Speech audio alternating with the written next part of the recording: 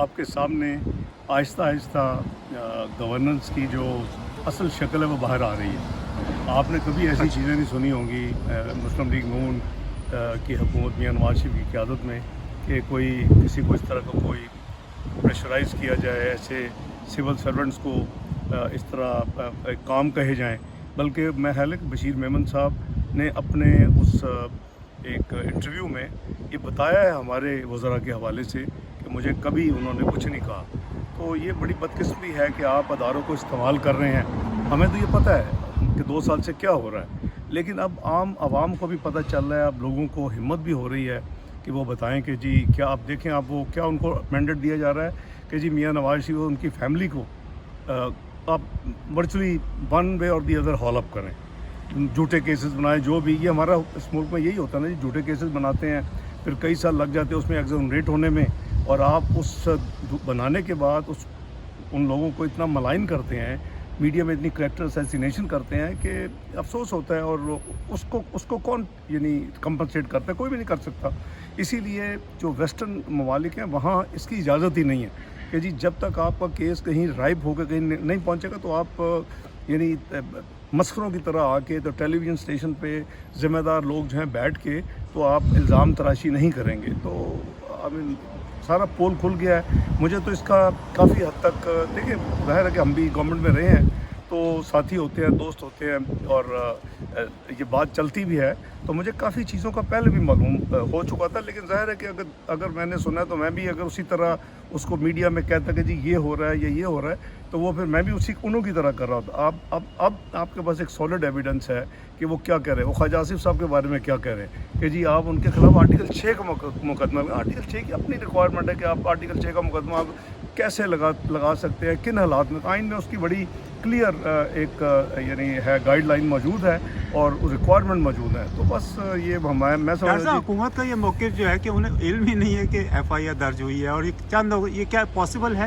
نہیں، وہ بشیر میمن صاحب والا نہیں ہے سوال، وہ جو آپ غداری کی بات کر رہے ہیں، جی آزاد کشمیر کے پرائم منسٹر آزاد کے، اچھا سوری، میں آپ کا سوال کوئی اینی تھنگ ہو گیا نہیں بشیر میمن صاحب کا، جو آپ فرما رہے ہیں یہ ہے میاں نواز شریف اور راجہ فاروق حیدر اور ہمارے ساری سینئر لیڈرشپ کے خلاف جو غداری کا مقدمہ انہوں نے فائل کیا ہے شاہدرہ لاہور میں، آپ اس کی بات کر رہے ہیں۔ اب اس کے حوالے سے آپ ذرا دیکھیے کہ ایک تو یہ ہے کہ وہ جو قانون کے تحت جو غداری کا سیڈیشن کا مقدمہ ہے جو فائل ہوتا ہے، اس کی ریکوائرمنٹ یہ ہے کہ فیڈرل گورنمنٹ یا پروونشل گورنمنٹ کر سکتی ہے۔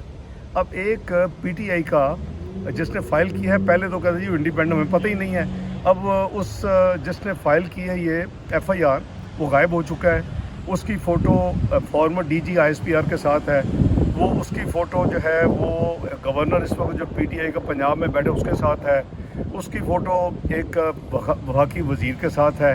تو آپ اس کی فرسٹ آف آل تو، اور وہ ان کے آفس بیئرر ہے پی ٹی آئی کا، تو اب کیا بیان دے رہے ہیں عمران نیازی صاحب جب اتنی لوگوں نے لان تان کی اور اتنا وہ اس کے اوپر کرٹیسزم آیا، تو اب وہ کہتے ہیں جی کہ وزیر اعظم کو تو پتہ ہی نہیں ہے۔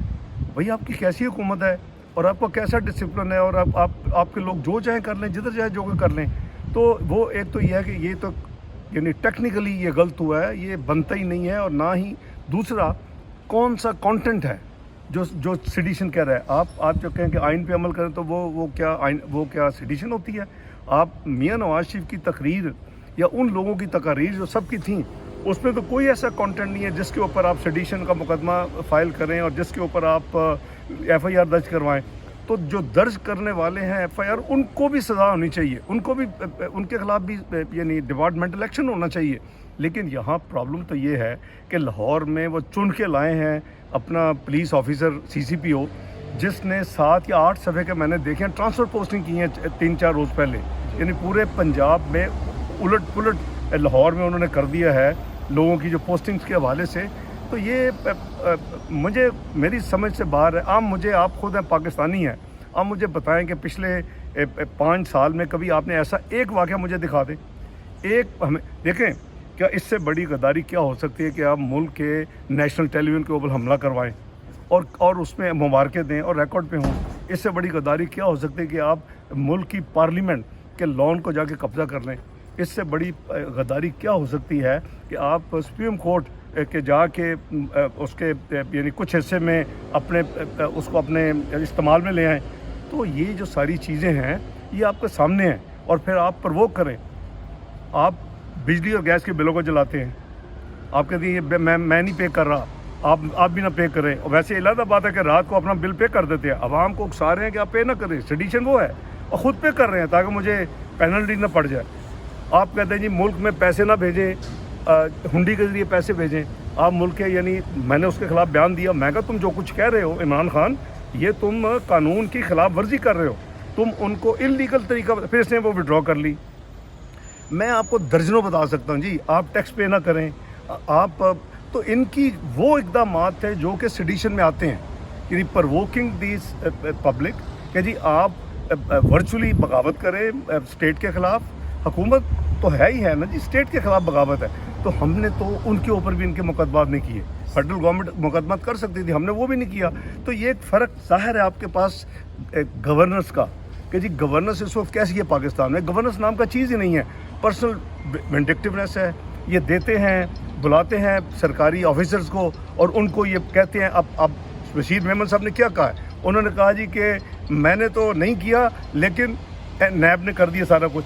یہی انہوں نے کہا جی. اور جو پھر اس کا آؤٹ کم ہو رہی ہے اس وقت, جو یعنی عدالتیں, اعلیٰ عدالتیں جو ہیں وہ نیب اور ان کے جو چیئرمین ان کو جو کرٹیسائز کر رہی ہیں وہ میرے اوپر آتی.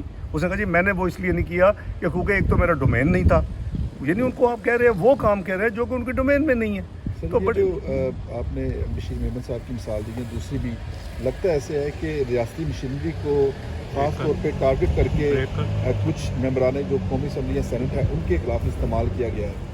تو اگر یہی روش جاری رہی, یعنی ریاستی مشینری کو استعمال, تو پھر آپ ڈیفینس کیسے کریں گے اپنا؟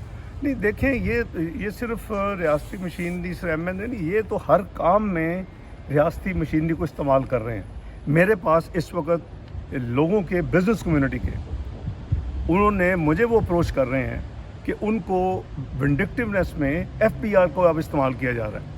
کسی کو 2 ارب کا نوٹس بھیج رہے ہیں, کسی کو اپنا کروڑوں کا نوٹس بھیج رہے ہیں.